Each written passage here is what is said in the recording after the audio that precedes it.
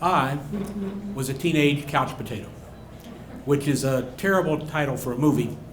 But on the plus side, when I was 12, 13, 14, it was the golden age of private detectives on TV. And they were my heroes. I love those guys. Peter Gunn and Mike Hammer were like my favorites. Those were half-hour TV shows.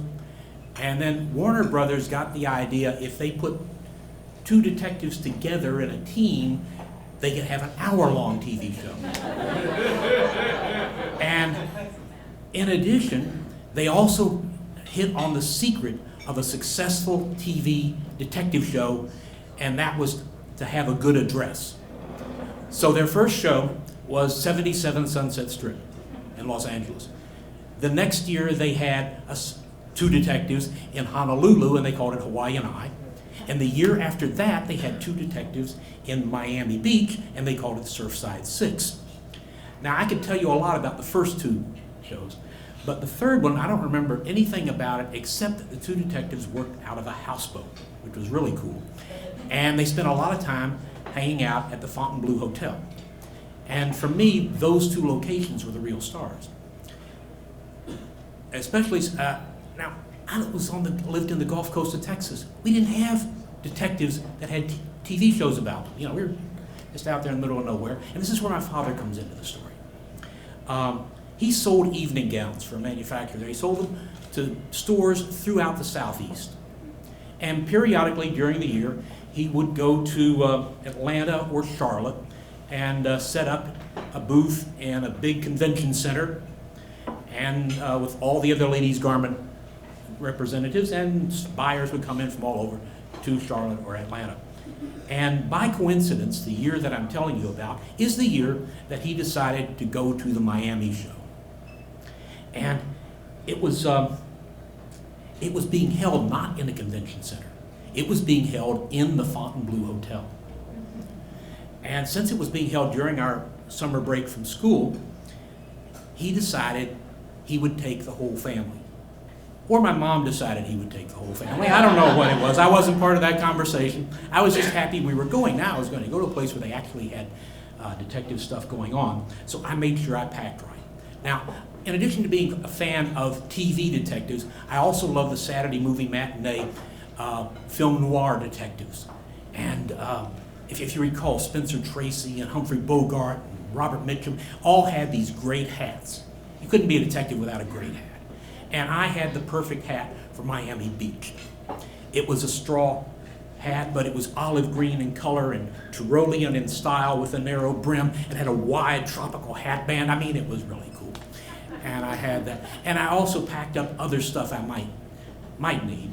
And that included a set of opera glasses. Now, these were, and the reason they were cool was because they folded into a little flat metal case that you could put in your pocket.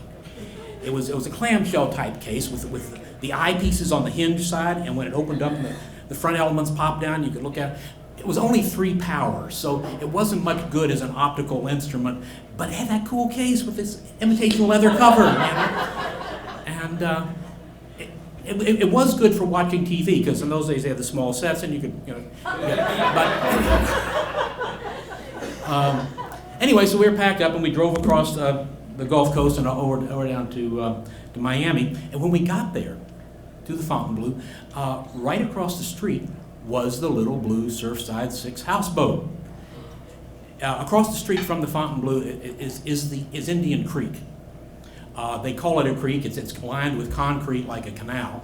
And if you go on Google today, you can see all kinds of boats along there. But when we were there was only one. That little houseboat and no other boats. Made the whole thing sort of unrealistic in a Hollywood sort of imitation way. But if that was disappointing, the hotel more than lived up to the hype. It was gorgeous. It was a fantastic hotel. And we went up immediately to my dad's showroom, which was just another hotel room. We set up the racks and we hung the dresses and all that. And then we stayed in another room 3 floors below. Now, half the time I had to take care of my little sister, which wasn't hard. They had 3 swimming pools and a beach. Did that. Half the time, though, she would stay in the showroom with my mom, and the models and her dolls and do whatever they did with those. And I got to wander about by myself, which was great. Now, I didn't like waiting for the elevator to go between these two rooms, so I would take the stairs. And the stairwell was interesting because it wasn't fully enclosed. On each landing, the exterior wall only went up halfway, and then it was just open to the sky, except there was no sky because right out there you could see the next hotel, which was the Eden Rock Hotel, big white building. And the distance between the buildings was just about the width of a service road, so it was very close. And one day, when I'm going down the stairs from the upper room down, there were two men in the stairwell, and they identified themselves as hotel detectives. And I thought, all right, game on, what can I do for you? And they said, are you a guest in the hotel? And I said, yes, and I was going to tell them about how we had the two rooms. My dad had the evening gowns up on, and they didn't give me a chance to say that. He said, do you own a pair of binoculars? And I said, no, but I have these opera glasses. And I was going to tell them about the clamshell case with the invitation letter. But they didn't give me a chance to say that either. And he takes me by the arm and drags me over to the exterior wall. And there's a guy in the Eden Rock wearing a white short-sleeved shirt. And my guy is holding me with the one hand, and he points to me with the other, and he shouts across, he yells, "We got him!" And the other guy gives him a thumbs up. And I'm thinking, well, they had me. I mean, there's no doubt. I just didn't see it as being something worth bragging about, you know? So he takes me away from the wall, and he says, I don't want you looking over there anymore. Well, I don't know why. Well, now, by that point in life, I had learned that if somebody wants you not to do something that you've never done or thought about, it's easy to agree with them. I went right along with that. And then he warned me of dire consequences if they caught me again, and blah, blah, blah. So I went about and went off and did whatever I had intended to do in the first place. And then when I saw my parents next, I told them about this encounter in the stairwell. And my mother thought about it for a few minutes, and she said, we're going to find out what it is they don't want you to see. And so she took me and my sister, and we went downstairs, out on the sidewalk and around to the front. We walked in the front door of the Eden Rock. And right there on the carpet in the lobby, there was a sign on one of those little brass pedestal sign holders, and it said, "Welcome to the Eden Rock, featuring privacy balconies for nude sunbathing." Now, my mom was clearly had been psyched up for some kind of encounter here, and now it was unnecessary. So she just stood there for a few minutes trying to readjust. We had the MacGuffin right there in front of us, you know, what it was. And so finally her answer, she had her answer, and we went back to the Fontainebleau. But that just raised another question for me, because in all the times I had been going up and down, I had never seen any person with or without clothes in that other hotel except that detective the one time. So when I had a chance, I went back out to the stairwell, and I looked across, and you couldn't see anything. It's just building, you know, tops of some windows maybe.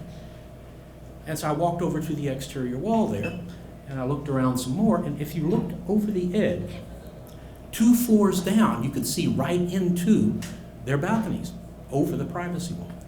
There was nobody there. That wasn't the point. So now I knew what the person had looked at, whoever the real perpetrator was, and I knew how they had done it and why they needed binoculars. Okay. Now there was only one more part to the puzzle. And I could get that if I sat in the stairwell and did a stakeout. But I wasn't about to do that. We only had 2 days left to go. And clearing my name would be a little difficult since they never took my name in the first place. So I thought that was all over until we were checking out of the hotel. And then I was assigned to watch the suitcases while my dad did paperwork with the desk, and my mom went to get the car. And I'm standing there in the lobby, and this kid walks across in front of me. Well, he was actually probably a couple years older than I was, but the same general build and coloring. And he's wearing a tropical shirt, and in his right hand he was carrying a pair of binoculars. And my first impulse was to run and get the hotel detectives, except I couldn't leave the bags, and I didn't know where the detectives were. And by the time I found them and brought them back, the kid would be gone. And besides, they hadn't listened to me when I tried to talk to them the first time. So, let them figure it out for themselves. And I took that lesson with me when years later I actually was a private investigator for a while. And I knew then you let people talk.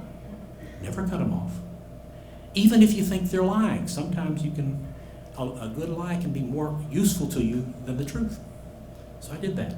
And all those years on the couch watching the TV paid off too, because real detective work is just like what you see on TV, sort of, except, you know what, when you watch the detectives, and he always goes to his assistant or his friend, and he says, what can you tell me about this person or that?